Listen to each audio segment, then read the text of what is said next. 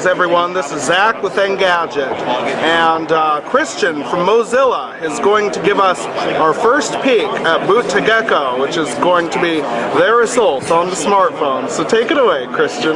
So what you see here is an interface that looks much like any smartphone interface. It's responsive, it scrolls around, it has nice icons, but the cool thing about it is actually this is HTML5. So this is HTML5, Canvas and WebGL. So if you want proof for that, you actually take a look at that and you can see the HTML source code of that interface right now. So everything you build on the web is now running on that device that is possible. You had that in the past as well. You had full screen on browsers, but with the operating system that we have here, we've written the whole interface in HTML5 and we gave it the APIs that you normally don't get, like a dialer API, where now you can not dial a normal telephone number. This would not be possible on a browser, but it's possible with Boot to Gecko on the phone now. You have your address books, you have your call lists and your address book like any other browser out there, and you can start clicking on them, you get the details of that person and you can start clicking their telephone numbers. I hope that wasn't a real number, but I'm not quite sure. So, you got the dialer and the messenger. That's the new thing, because as a JavaScript developer I always wanted to do that, but I never got it. But with B2G we can do that right now. You've got a browser, which in this case is, funnily enough, Firefox for mobile. Go figure, right? Yeah, it's a very, very good browser and it actually does all the job for us. You got maps, like Google Maps for example. That was always a problem to make work on mobile phones without being in the browser, without being really, really slow. But look at that, it actually scrolls the same way that it does on your desktop with a connectivity. I mean, we're at a booth here with 10,000 people using the same wireless, so the tiles load a bit slowly, but that's about it. If you go back, we've got a camera access now as well, and this is using the input API of HTML5, and as it's HTML5 we can get the pixels of the camera as well, and we can start changing them live in Canvas. So we can saturate the image, or we can actually blur the image with a CSS filter, or an SVG filter in this case. So you have full access to the camera through your phone with JavaScript, HTML and CSS through the API that we provide for you. You've got your gallery, your normal photo gallery that we've written in jQuery all over the place as well. Scrolls quite nicely on the phone, looks much like my Android.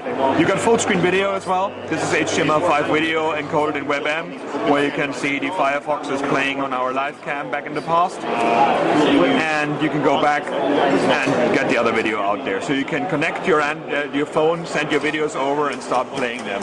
Facebook app, which is exactly the same as mfacebook.com, just embedded in a full screen app. We've got our market, which we're launching today as well, where you could write and actually get HTML5 applications and install them on the phone. Okay. And you have music player, you get the settings. So the settings themselves are again an HTML page.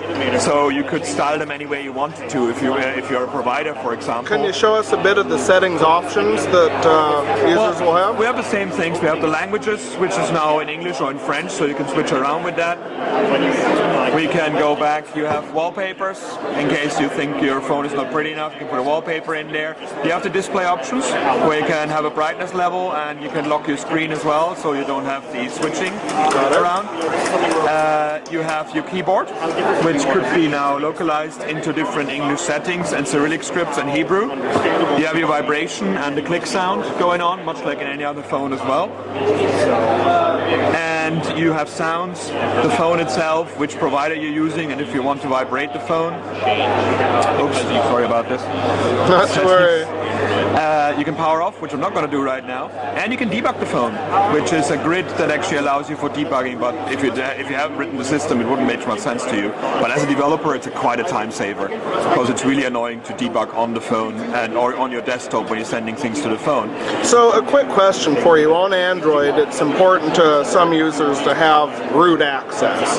Yes. Is there something similar on Firefox that... well, not on Firefox. I mean, you can... Or Boot to Gecko, sorry. I'm not quite sure, but I'm thinking it will be the same way. You can get root access to it as well, because it is just another Unix core on Linux core. But by default, it's not going to provide root access to the user, probably for security? I think so, yeah. Okay. And actually not security, but more like confusion, because a normal end user is not as excited about the terminal as I am, for example. Okay.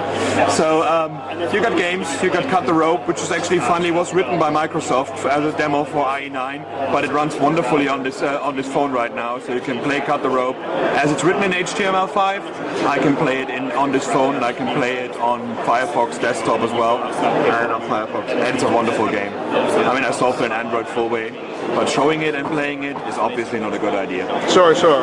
You got CNN full screen apps, you got the New York Times to full screen apps, and that's basically what Boot to Gecko gives you. Everything an operating gives you, but with the power of the web. Can you show us a bit the dialer and messaging system? Sure.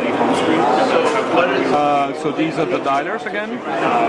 So I'm not going to give you my telephone number now. Sure, sure. But you could call, and then it starts calling, and you got the same stuff as every other. You can start muting it, have a speaker, have an end. And with the messaging system, it's the same way as all the others. So I can write a new message. I get my keyboard here, which is exactly the same as you would expect it on Android. And the responsiveness is really, really good as well. And that was quite a pain to do. Is this your own keyboard technology? No, I think it's actually something that we've written together with Telefonica. So a lot of the interface was done by Telefonica before. We just styled it up and made it better and gave it our performance boost that it didn't have in the past. Got it. All right. So, yeah, that's about it. Boot to Gecko, have fun. Christian, I want to thank you for showing us Boot to Gecko. It looks really promising. Thank you. You're welcome. Thank you. Cheers.